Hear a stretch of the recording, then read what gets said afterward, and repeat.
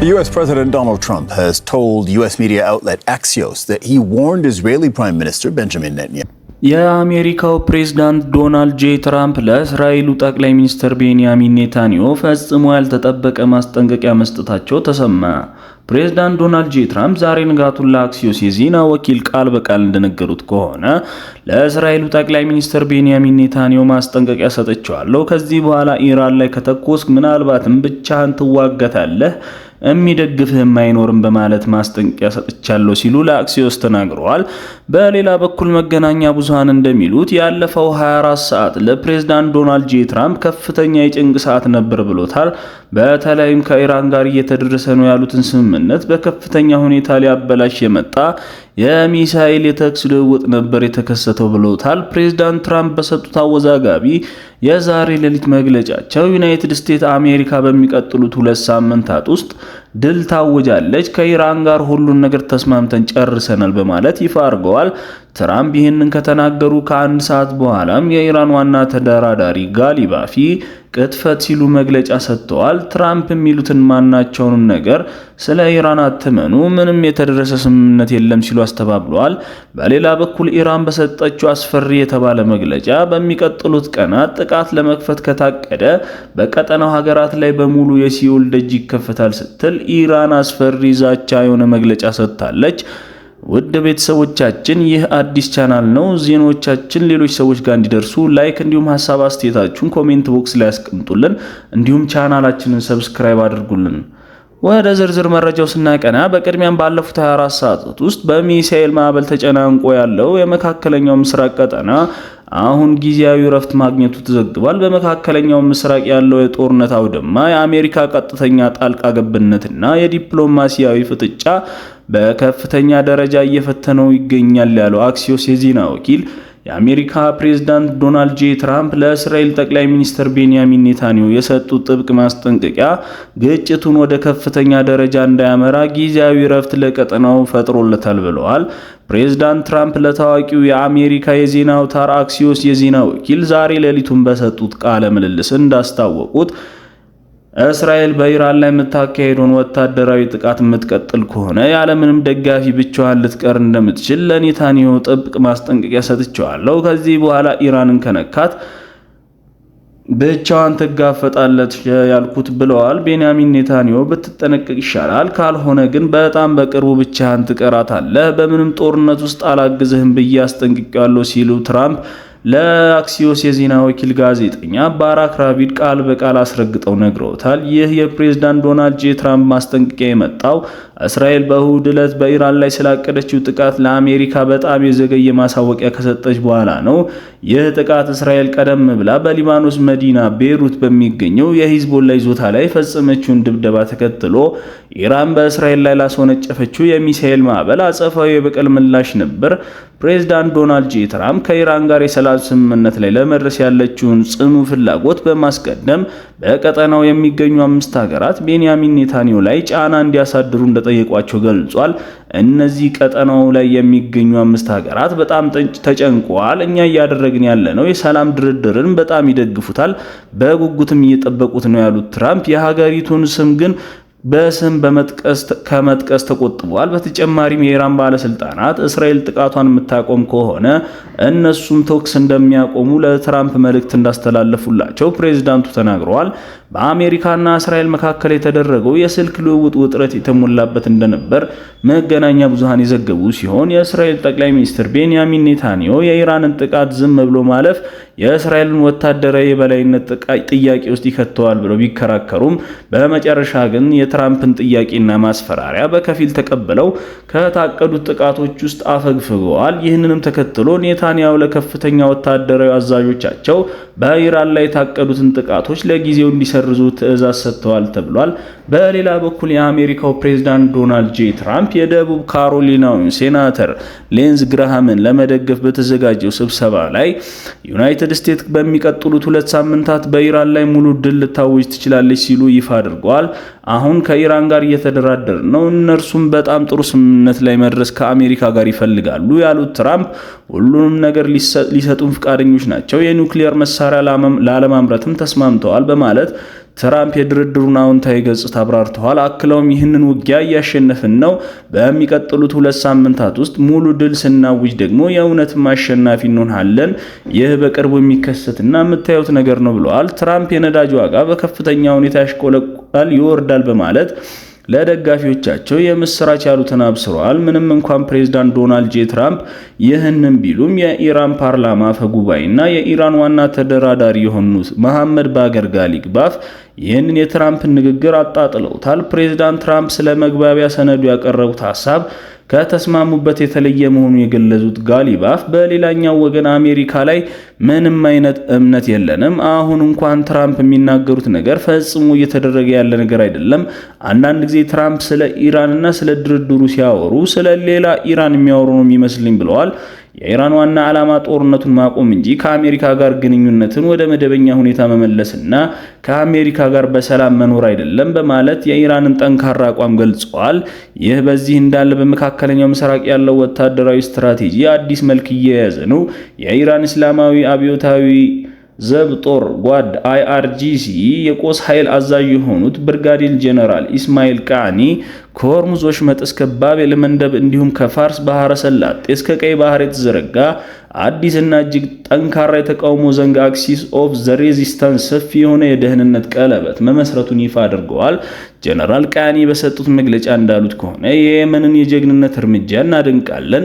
በእስራኤልና አሜሪካ ትንኮሳ ላይ የተቃውሞ ግንባር እያሳየ ያለው የላቀ ቅንጅትና ጥንካሬ እጅግ በጣም አስገራሚ ነው ሲሉ የየመኑን ሀውቲን አወድሰዋል። የእስራኤልን አገዛዝና የአሜሪካ እኩይ ተግባር በቀጠናው ውስጥ የተባበረውን የተቃውሞ ዘንግ ጠንካራ ምላሽ ያገኛሉ ብለዋል። ድንበር የለሽ ታጋዮቻችን የባህር መተላለፊያ በሮቻችሁን በንቃት እየጠበቋችሁ ነው። ጥቃታችሁን የምትቀጥሉ ከሆነ ደግሞ ጉሮሯችሁን እናንቋለን። ሆርሙዝን እንዳነቅነው ቀይ ባህርንም አሁን ታንቋል በማለት ጀነራሉ ጠንካራ ወታደራዊ ዛቻ አስተላልፈዋል። በዚህ ዛቻ ተግባራዊ ማሳያ የሆነው ደግሞ የየመኑ ሀውቲ ንቅናቄ የወሰደው ወታደራዊ እርምጃ መሆኑን ገልጸው በትናንትናው ዕለት የየመን ኃይሎች ወደ እስራኤል የተለያዩ ግዛቶች የባሊስቲክ ሚሳኤል ጥቃት በመሰንዘራቸው የእስራኤል ኃይሎች በቤንጉሪዮን ዓለም አቀፍ አውሮፕላን ማረፊያ የሚደረጉ በረራዎችን ለሰዓታት ለማቋረጥ ተገደው ነበር። ጥቃቱን ተከትሎ በቴል አቪቭ እና በማዕከላዊ እንዲሁም በደቡብ የተያዙ ግዛቶች የአደጋ ጊዜ ማስጠንቀቂያ ሳይረኖች የጮሁ ሲሆን ይህንን የየመን እርምጃን የእስራኤልና የአየር ክልል በማግለል ስኬታማ መሆኑን አሳይቷል ብለዋል። ፕሬስ ቲቪ እንደዘገበው ከሆነ የየመን ታጣቂ ኃይሎች ቃል አቀባይ ያህያ ሳሪም ይህ እርምጃ የተጨቆኑትን ህዝቦች ለመመለስና ቅዱስ የሆነ ወታደራዊ እርምጃን ለመውሰድ በማሰባችን ነው ሲሉ ተናግረዋል። በሌላ በኩል ኢራን ዛሬ ሌሊቱን በሰጠችው መግለጫ የጀሃነም ደጅ ይከፈታል ስትል መግለጫውን በአስደንጋጭ ቃላት ጀምራለች። የኢራን ከፍተኛ የብሔራዊ ደህንነት ምክር ቤት ጸሐፊ የሆኑት መሐመድ ባገር ዞልቃዲ በሰጡት መግለጫ እንዳሉት የዩናይትድ ስቴትስ እና የእስራኤል እኩይ ጥምረት ሌላ ስህተት የሚፈጽም ከሆነ ቀጠናው በሙሉ ለነርሱ ጀሃነም ወደሚሆኑበት የሲኦል ደጅ ወደሚከፈትበት ነገር ነው በነገው ዕለት አሊያም በቀጣዮች ቀን እናመራዋለን ብለዋል። ኢራን ጥቃት እስከደረሰባት ድረስ የትኛውም የጎረቤት ሀገርም ሆነ የቀጠናው ሀገር ፈጽሞ ተኝቶ አያድራትም ብለዋል። ባሳለፍነው ሰኔ ወር መጀመሪያ ላይ የኢራን አብዮታዊ ዘብ ጦር ጓድ IRGC በሰሜናዊ የእስራኤል ግዛቶች በሚገኙ ቦታዎች ላይ ተከታታይ የሚሳኤል ጥቃቶች መፈጸሙ ይታወሳል። ይህን ጥቃት የተፈጸመው እስራኤል የተኩስ አቁም ስምምነቱን በመጣስ በሊባኖሷ መዲና ቤይሩት በሚገኘው የደሃዬ የጦር ሰፈር ላይ ለፈጸመችው የአየር ጥቃት አጸፋ ነበር። በትላንትናው ዕለትም እስራኤል በበርካታ የኢራን ከተሞች ላይ ጥቃት መፈጸሟን ተከትሎ የኢራን አብዮታዊ ዘብ IRGC በሰሜናዊ የእስራኤል ግዛቶች በሚገኙ ስትራቴጂካዊ ኔቫቲም እና ቴልፋኖቭ በተባሉ የአየር ኃይል የጦር ሰፈሮች ላይ ከባድ ጥቃት ፈጽመዋል። ዴልጋዶር በመግለጫቸው እንዳስገነዘቡት የኢራናውያን የዓመታት ጽናት በተለይም የቅርብ ጊዜው የአሜሪካና የእስራኤል ጥቃትን ተከትሎ በነበሩት 100 ቀናት የታየው ተጋድሎ በዓለም አቀፍ የደህንነት ስርዓት ላይ መሰረታዊ ለውጥ አምጥቷል ባይ ናቸው። ይህንን ተከትሎ የኢራን ሀተም አልአንቢያ ማዕከላዊ እዝ ባወጣው በዚህ ጠንካራ መግለጫ የተጨቆኑ የሊባኖስ ህዝቦችን ለመደገፍ ስንል ለእስራኤል መንግስት አሳማሚ የሆነ ምላሽ መስጠታችንን እናረጋግጣለን ብለዋል። በእስራኤል ላይ ይደረጉ የነበሩ ወታደራዊ ዘመቻዎች ለጊዜው መቆሙን ይፋ አድርገው ነገር ግን በቀጥታ ሰዓታት ጥቃቱ እስከቀጠለ ድረስ እኛም አሳማሚ ጥቃቶችን ለመሰንዘር ዝግጁ ነን ብለዋል። የፖለቲካና ወታደራዊ ተንታኞች እንደሚያስረዱት ይህ የአይአርጂሲ ኦፕሬሽን ከዚህ ቀደም የነበሩትን ግምቶች በሙሉ የሰበረ ሲሆን የኢራን እርምጃም እንደገና የጦርነት እቅዱን ከመከለሷን ባለፈ ጦርነቱን የማቆም የራሷን ዕጣ ፈንታ ከሊባኖስ ሕዝብ ደህንነት ጋር በማይነጣጠር ሁኔታም አስተሳስራ በይፋ ያሳወቁበት አጋጣሚ ነው። በዚህም ዋናው መልእክት ወደፊት በሊባኖስ ግዛት ላይ የሚሰነዘር ማናቸውም አይነት ጥቃት እኩል የሆነ ፈጣንና ወሳኝ የኢራን ወታደራዊ አጸፋን የሚያስከትል መሆኑን የሚያረጋግጥ ነው ብለዋል። ይህ በዚህ እንዳለም በኢራንና አሜሪካና እስራኤል ጦርነት ዓለም በከፍተኛ ቀውስ ቢታወስም አውሮፓዊቷ ሀገር ኖርዌይ ግን ሰርግና ምላሽ ሆኖላታል ይላል የቢቢሲ ትንታኔ። ኖርዌይ በዓለም ላይ ካሉ ለአካባቢ ጥበቃ ከፍተኛ ትኩረት ከሚሰጡና አረንጓዴ ከሆኑ ሀገራት መካከል ቀዳሚ ናት ያለው የቢቢሲ ትንታኔ ሀገሪቱ የምትጠቀመው ኤሌክትሪክ በአብዛኛው የሚመረተው ከታዳሽ ኃይሎች መሆኑን ይገለጻል። በከተሞቻቸው ውስጥ በየቦታው የሚንቀሳቀሱ ብስክሌቶች መንገደኞችና ከእግረኞች ጋር በጸጥታ ይጋራሉ። በኖርዌይ መንገዶች ላይ ከሚታዩ 10 መኪኖች 9ኙ በኤሌክትሪክ ኃይል የሚሰሩ ናቸው። ከ35 ዓመታት በፊት ኩባንያዎች ለሚለቁት ለእያንዳንዱ ቶን በካይ ጋዝ የሚያስከፍሉ የካርቦን ታክስ የጀመሩ የመጀመሪያዎቹ ሀገሮች መካከል አንዷ ናት ኖርዌይ። ሆኖም በኖርዌይ ሀገር ውስጥ ባትጠቀመውም ወደ ውጪ ለመላክ የነዳጅ ዘይትና ጋዝ ምርቷን በማሳደጓ ከፍተኛ መጠን ያለው ገንዘብ አስገኝቶላታል ይላል ዘገባው።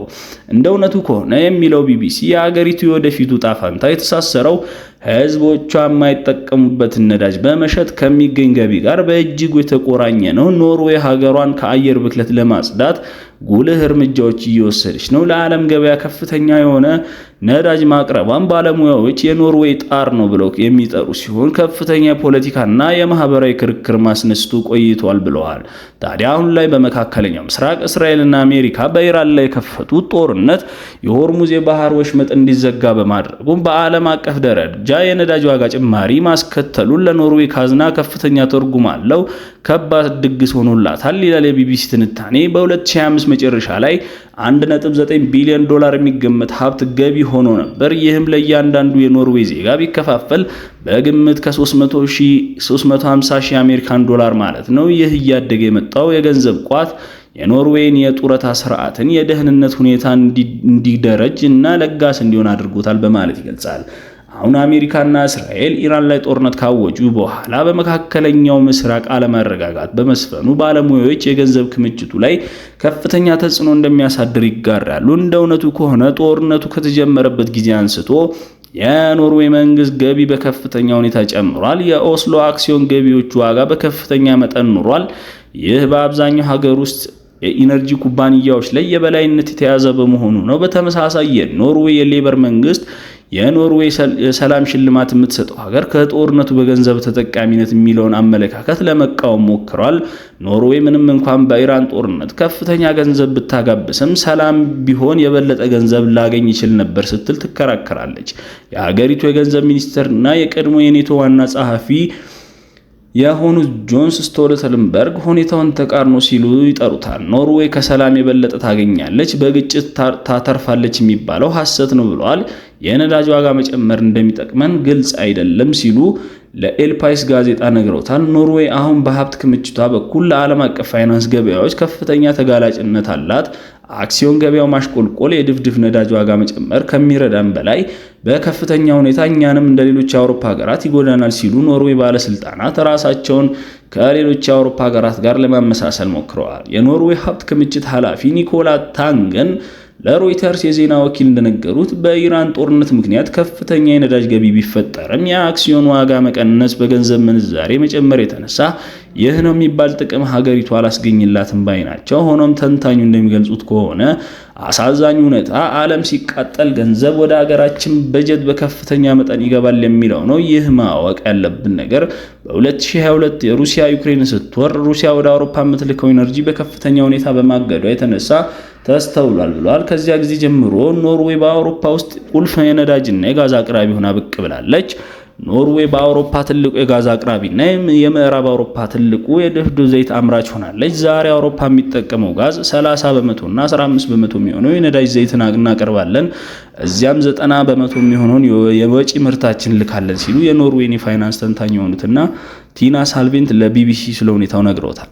ውድ ቤተሰቦቻችን ይህ አዲስ ቻናል ነው። ዜናዎቻችን ሌሎች ሰዎች ጋር ደርሱ ላይክ እንዲሁም ቻናላችንን ሰብስክራይብ አድርጉ እንላለን።